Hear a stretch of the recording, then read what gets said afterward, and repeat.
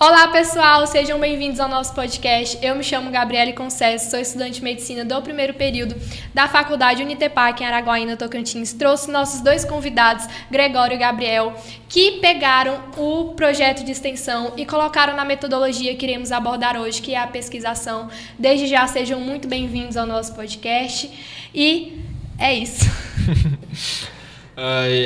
O prazer é todo nosso, hein, Gabriele. Poder falar sobre pesquisação, sobre projetos de extensão, que é uma ramificação do projeto da pesquisação, no caso.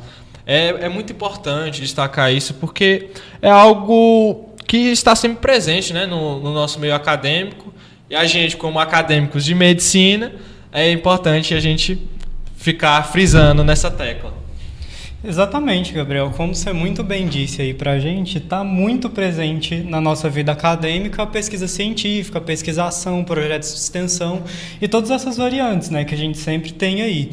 Por isso é legal poder estar aqui hoje e poder trazer um pouco mais para o público, para eles poderem, né, saber aí como que funciona dentro da universidade, como que a gente contextualiza para a vida universitária essa pesquisação, o que a gente tem que fazer, como que é o processo de criação da pesquisação, né?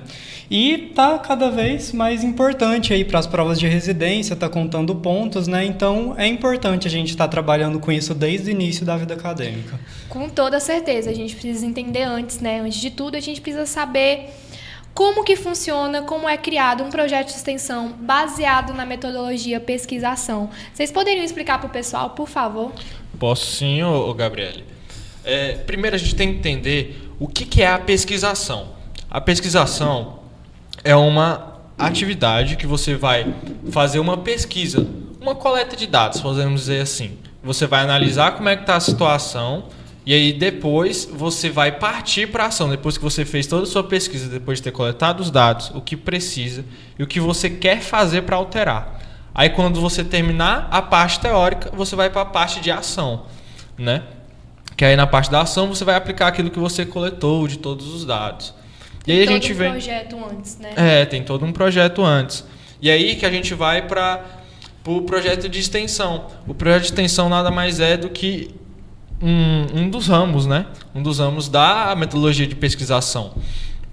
O projeto de extensão, como é que ele funciona? Ele é aquilo que eu falei. Você vai pesquisar, coletar dados e depois buscar aplicá-los. Nesse projeto de extensão, o essencial mesmo é o quê?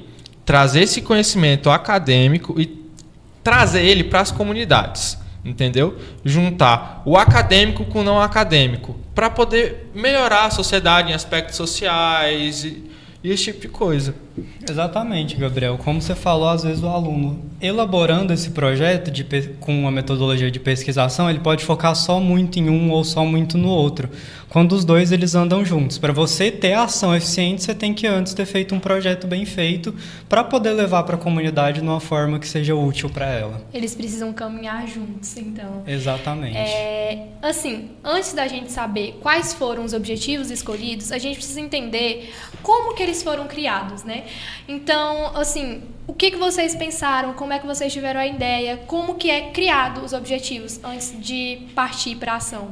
Então, Gabriele, quando a gente vai criar, né, os nossos objetivos, a gente tem que dividir eles, porque não é uma coisa só.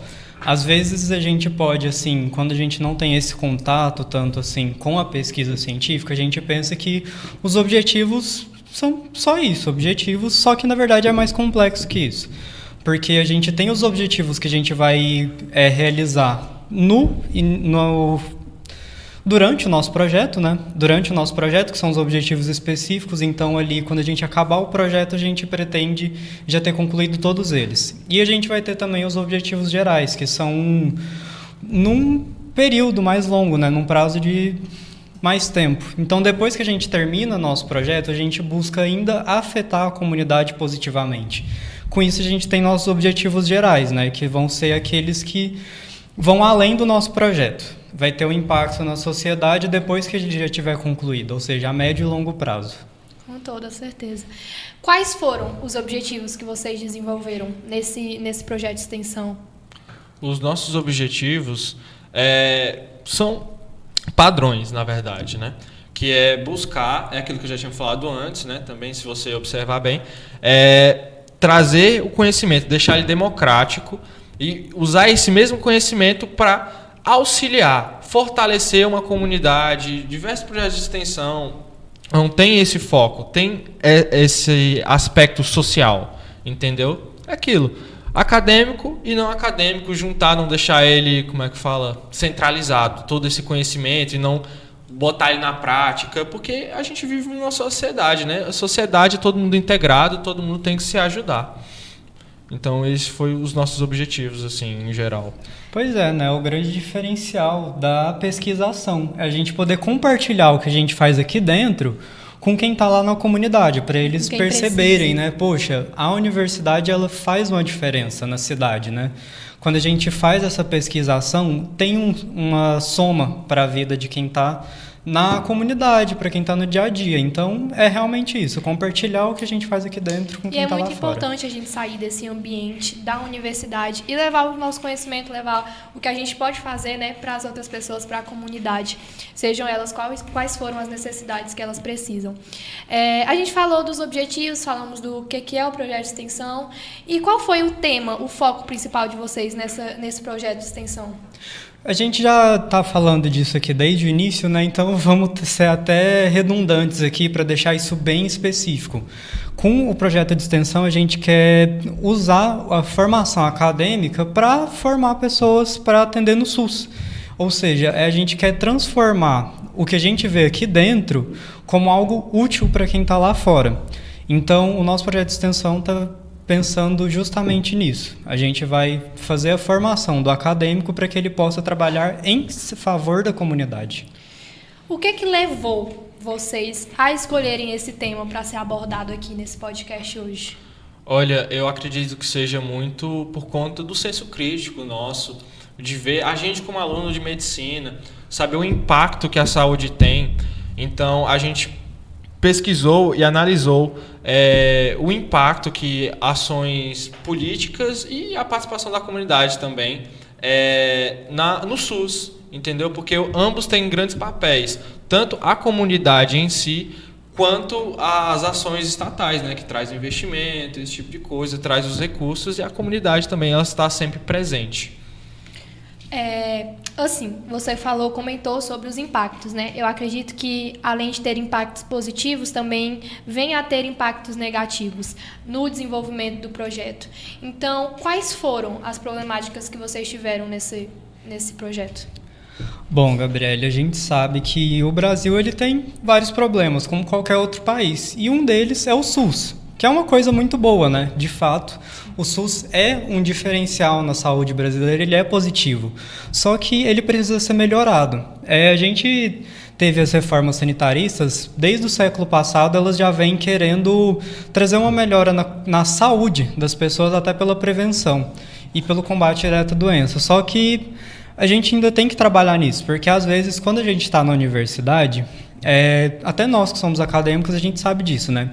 A gente sai daqui pensando, nossa, eu vou atender nos hospitais que vão me pagar mais, eu vou atender só particular, vou fazer uma residência, não sei o que, não sei o que. Só que a gente tem que pensar também que a medicina, ela trabalha em prol da comunidade.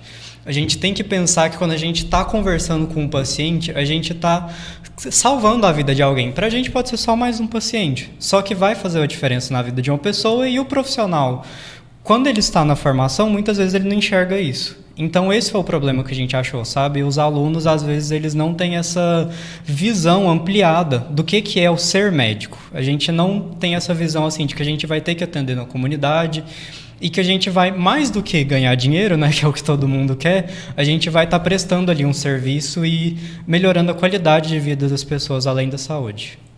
Claro que a medicina a gente tem que ser abordado esse fator muito importante, porque muita gente acaba levando na brincadeira, né? Uma faculdade que está cuidando da vida de outras pessoas, não é uma coisa tão pequena assim, né?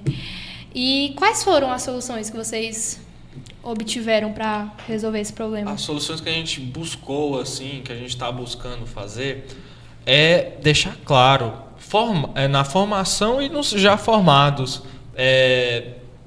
profissionais da saúde, os direitos do SUS, é claro. Por exemplo, a integração, a universalidade, são fatores assim essenciais no SUS que não pode faltar e que muitas das vezes as pessoas não compreendem ou deixam assim de lado.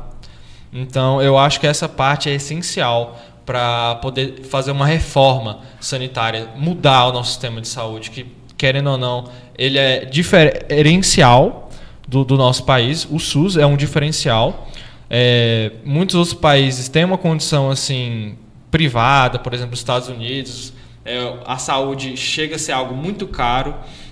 E a gente tem esse recurso, porém é um recurso que está sendo mal utilizado. A gente tem potencial para trabalhar de uma maneira melhor nele, sabe? Na verdade, o SUS é um privilégio para a gente brasileiro, né? Que outros países, como o Gabriel mesmo comentou, não têm acesso à saúde gratuita igual a gente tem a possibilidade de ter isso.